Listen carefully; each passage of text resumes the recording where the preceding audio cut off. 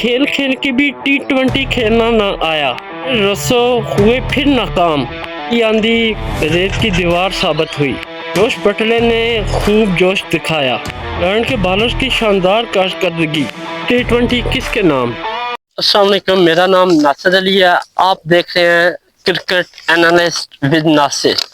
تو ناظرین، آج ہم آپ کو بتائیں گے جیسے کہ لاسٹ ویسٹ انڈیز اور انگلینڈ کے درمیان ODI 3 میچوں کی سیریز تھی، اور وہاں سے ویسٹ انڈیز کلین سوپ ہوا، اور اب باقاعدہ T20 کا آغاز ہو چکا ہے، وہ ویسٹ انڈیز اور انگلینڈ کے درمیان۔ یہ بھی 3 میچوں پر مشتمل ہے سیریز ہے، اور دیکھنا ہے کہ ویسٹ انڈیز کیا کلین سوپ کی روایت برقرار رکھتی ہے، یا اس میں کچھ انگلینڈ کو ٹف ٹائم دینے کے لیے وہ کوئی نئی حکمت عملی تیار کر رکھی ہے۔ تو اس حوالے سے ہم آپ کو ڈیٹیل بتائیں گے۔ اور اگر میں بات کروں انگلینڈ اور ویسٹ انڈیز کے درمیان، تو انگلینڈ نے ٹاس جیت کے پہلے بیٹنگ کا فیصلہ کیا، اور اگر گراؤنڈ وینیو کی میں بات کروں تو ریور سائڈ گراؤنڈ ہے، اور یہ گراؤنڈ بہت ہی، ایک تو چھوٹا ہے، دوسرا بہت ہی تیز وکٹ ہے، اور یہاں پہ مزہ آنے والا ہے T20 کا۔ اور جیسا کہ T20 میں کالی آندھی دیگر کھلاڑی کافی سارے جو کہ IPL یا PSL یا دیگر لیگ کھیلنے جاتے ہیں، تو اس حوالے سے T20 میں وہ میرے خیال میں انگلینڈ کو کوئی ٹف ٹائم دینے کے لیے تیار ہیں۔ تو سب سے پہلے اگر میں بات کروں ان دونوں ٹیموں کے پلیئرز کی، تو ہم بتائیں گے آپ کو انگلینڈ کے ٹاپ 11 پلیئر جو کہ گراؤنڈ میں موجود ہوں گے اور فائٹ کریں گے ویسٹ انڈیز کے ساتھ۔ تو ان میں سے اوپننگ ان کی ہمیشہ کی طرح جیمی سمتھ اور ساتھ بین ڈاکٹ ان کے پاس موجود ہیں، اور اس کے بعد انہوں نے کچھ چینجنگ کی ہے تھوڑی بہت، وہ بھی ہم آپ کو ساتھ بتاتے ہیں۔ اگر بات کروں تو ان کے پاس جوش بٹلر ہے، اور ہیری بروک جو کہ ان کے کیپٹن ہیں، اس کے بعد ٹام بینٹون ہے، کیونکہ یہاں پہ کہہ لیں کہ جو روٹ کو ریسٹ دی ہے وہ نہیں کھیل رہے، اور ان کی جگہ ٹام بینٹون نے ینگسٹین کو انہوں نے میچ میں انٹری کروائی ہے۔ اس کے بعد جیکب بیتھل ہیں ان کے پاس، ول جیکس ہیں، آل راؤنڈر ہیں، بہت ہی اچھے بیٹس مین بھی اور بالنگ بھی ہے۔ اس کے بعد انہوں نے اسپن بالنگ میں لیم ڈاوسن کو ایڈ کیا، اس کے بعد بریڈن کریس ان کے پاس موجود ہے، عادل رشید، اور فاسٹ بالر میں میتھیو پاٹس موجود ہے۔ تو ٹیم میں 2-3 انہوں نے ینگر لڑکے ایڈ کیے ہیں، اور اچھی بات ہے کیونکہ نیکسٹ ایئر میں T20 ورلڈ کپ ہونا ہے، تو یہ ہے کہ نیو لڑکے ایڈ کر کے یہ ایک نئی ٹیم بنا سکتے ہیں، اور چانس بھی دینا چاہیے۔ اگر میں دوسری جانب بات کروں ویسٹ انڈیز کی، تو انہوں نے بھی کچھ چینجز کی ہیں۔ اگر سب سے پہلے میں بات کروں ویسٹ انڈیز کے اوپننگ بیٹس مین کی، تو ایون لیوس ہے ان کے پاس، جانسن چارلس ہیں، جو کہ ٹوٹلی دونوں ہی نیو پلیئرز ہیں، اور کہنے کہ یہ دونوں اوپننگ فیس کریں گے۔ اس کے بعد ان کے جو کیپٹن ہے ون ڈے میں سائی ہوپ، وہی T20 کے بھی کیپٹن ہیں۔ اس کے بعد روسٹن چیز ہے ان کے پاس، شیریفین ریتر فورڈ ہے، اور اس کے بعد رومان پال ہے ان کے پاس، اینڈرو رسل ہے، موتی ہے، اور فاسٹ بالر میں رامیو شیفرٹ۔ اس کے پاس فاسٹ بالر میں رامیو شیفرٹ ہے، اور جانسن ہولڈر ہیں جو کہ آل راؤنڈر بھی ہے، اور بیٹنگ بالنگ دونوں ہی یہ کرتے ہیں، بڑی اچھی بالنگ اور بیٹنگ کرتے ہیں۔ اس کے بعد ان کے پاس فاسٹ بالر تیسرا جو ہے وہ لیسلی جوزف ہے، جو کہ ون ڈے سیریز میں بھی بڑی اچھی کارکردگی کا مظاہرہ کیا، لیکن بدقسمتی سے یہ میچ تو کوئی نہ جیت سکے، لیکن انہوں نے بہت ہی اچھی اپنی پرفارمنس دی۔ اور اگر میں بات کروں ویسٹ انڈیز کے پلیئرز کی، تو ان میں کافی سارے پلیئر جو کہ حال ہی سیریز جو کہ IPL اور PSL ہوئی ہے ان میں سے کھیل کے آئے ہیں، جیسے ان کے پاس شیرفین ریتر فورڈ ہے، اینڈرو رسل ہے، اس کے بعد جانسن ہولڈر ہے، اور جانسن چارلس ہے، اور دیگر پلیئر جو کہ ان کے زیادہ تر پلیئر IPL PSL کھیل کے آئے ہیں اور یہ T20 کا بہت ہی زیادہ نالج رکھتے ہیں.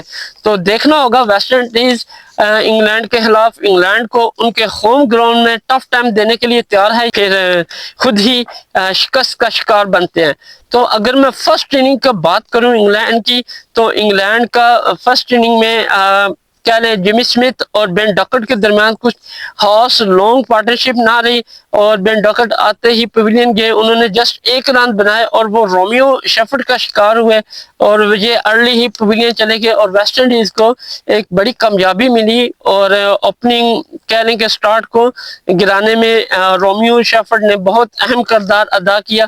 اس کے بعد جیمی اسمتھ اور جوش بٹلر کے درمیان بہت ہی زیادہ پارٹنرشپ کا آغاز ہوا اور اچھی شاندار پارٹنرشپ ہوئی ان دونوں کے درمیان.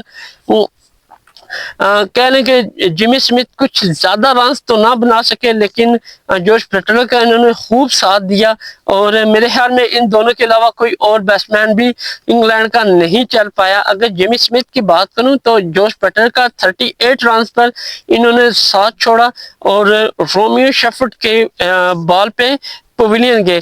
تو دوسری جانب اگر بات کروں انگلینڈ کے باقی پلیئرز تو کچھ خاص پرفارمنس نہ دے سکے، اور جو اگر ہم جوش بٹلر کی بات کریں تو انہوں نے چاروں طرف شاٹس کھیلی اور بڑی ہی بہترین اور اچھی شاٹس کھیلی، جس کی بدولت انگلینڈ کے اسکور بورڈ کو کافی زیادہ ایک طاقت ملی، کہہ لیں کہ ایک اچھا متوازن اسکور ملا جو کہ ویسٹ انڈیز کے خلاف فائٹنگ کے لیے بہت ہی اچھا تھا. تو اگر جوش بٹلر کی میں بات کروں تو انہوں نے 96 رن بنائے، جسٹ 4 رنز کی دوری پہ تھے سینچری سکور پہ، پر بدقسمتی سے وہ سینچری سکور نہ کر سکے اور وہ الیکسی جوزف کی بال پہ پویلین لوٹے. اس کے بعد ان کا کوئی بھی کھلاڑی کچھ خاص پرفارمنس نہ دے سکا. ہیری بروک آتے ہی پویلین گئے، انہوں نے جسٹ 6 رن بنائے، روسن چارلس کی بال پہ پویلین گئے. اس کے بعد ٹام بینٹون جو کہ جسٹ 3 رن بنا سکے اور وہ اینڈر رسل کا شکار ہوئے.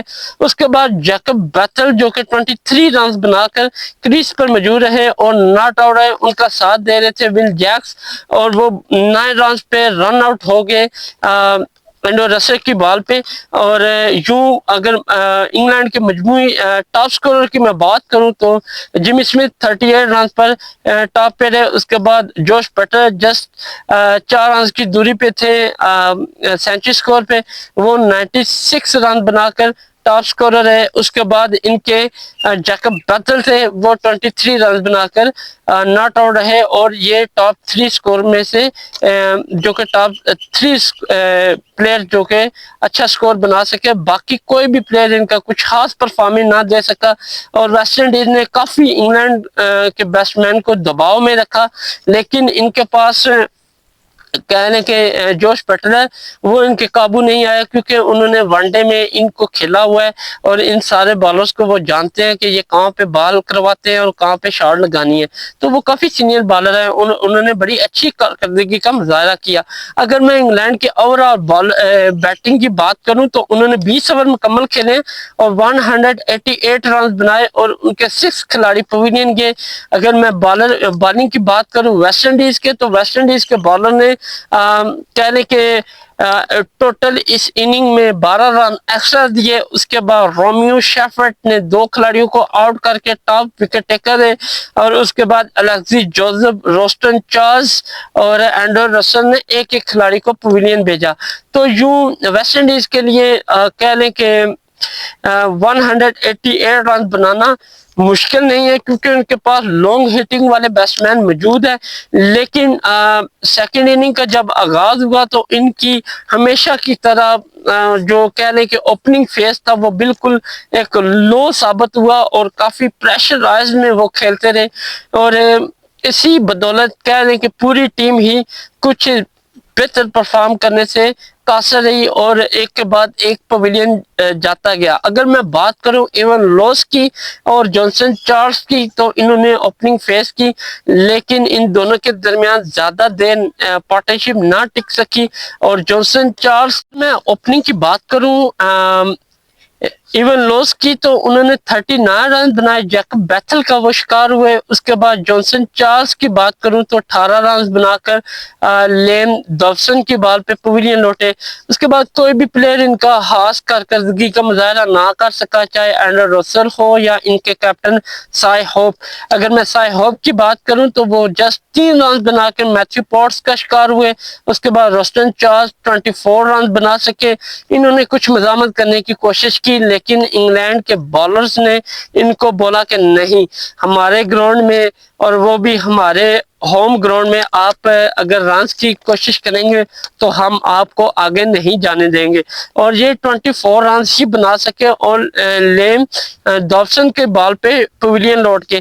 اس کے بعد شرفین ریترفورڈ جسٹ 2 رن بنائے اور یہ بھی لیم ڈاوسن کی بال پہ پویلین لوٹے. اس کے بعد رومن پول کی بات کریں تو انہوں نے 13 رن بنا سکے اور لیم ڈاوسن کی بال پہ پویلین لوٹے. اس کے بعد انڈر رسل جو کہ T20 کا مایا ناز اور بہترین پلیئر جانا جاتا ہے، آئی پی ایل ہو یا کوئی اور لیگ، اس میں یہ ہر ٹائم چھائے رہتے ہیں. چاہے بگ بیش ہو، وہاں پہ بھی ان کی شاٹس، لانگ شاٹ جو کہ بہت زیادہ مشہور ہیں، اور یہ بھی یہاں پہ کچھ خاص پرفارمنس نہ دکھا سکے اور جسٹ 15 رنز بنائے اور جیکب بیتھل کی بات پہ پویلین لوٹے. اس کے بعد موتی نے 3 رنز بنائے، عادل رشید کا شکار ہوئے. اس کے بعد رومیو شیفرڈ نے 16 رنز بنائے اور وہ میتھیو پورٹس کی بال پہ پویلین لوٹے. اور اس کے بعد اگر جانسن ہولڈر کی بات کروں تو انہوں نے 16 رنز بنا کر ناٹ آؤٹ رہے اور وہ کریز پہ موجود تھے. تو یوں اوورآل اگر میں ویسٹ انڈیز کی سیکنڈ اننگ کی بات کروں تو انہوں نے 20 اوور مکمل کھیلے اور 188 رنز کے توقع میں جسٹ 167 رنز ہی بنا سکے اور ان کے 9 کھلاڑی پویلین گئے. اگر میں انگلینڈ کے بالرز کی بات کروں تو انہوں نے پوری اننگ میں 18 رن ایکسٹرا دیے. اگر میں ٹاپ وکٹ ٹیکر کی بات کروں تو نیو انہوں نے بالر گراؤنڈ میں اتارا ہے انگلینڈ نے. لیم ڈاوسن نے انہوں نے 4 وکٹیں لیں اور بہت ہی شاندار بالنگ کا مظاہرہ کیا. ان کی بدولت ویسٹ انڈیز کے بیٹس مین لڑکھڑا گئے اور بیک ٹو بیک اپنی وکٹیں گواتے گئے.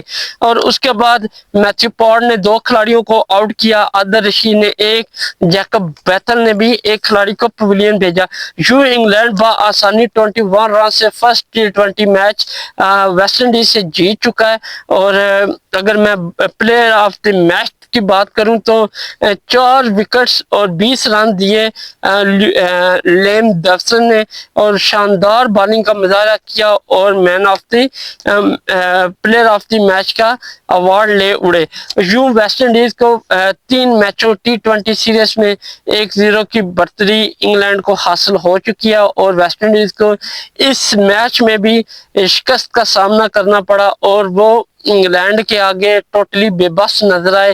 چاہے ان کے اینڈر رسل ہو، شرفین ریترفورڈ ہو، جانسن چارلز ہو، سائی ہوپ ہو، کوئی بھی ان کا پلیئر کچھ خاص پرفارمنس نہ دکھا سکا اور انگلینڈ کے بالر نے ان کو کافی زیادہ پریشر میں، دباؤ میں رکھا، جس کی وجہ سے وہ الٹی سیدھی شاٹس کھیلنے پر مجبور ہوئے اور اپنی وکٹ گوا کے پویلین کی طرف. ہوگا کہ ویسٹ انڈیز اگلے میچ میں بھی کوئی شکست کا جادو توڑ پاتی ہے یا ہمیشہ کی طرح شکست کا ہی سامنا کرنا پڑے گا.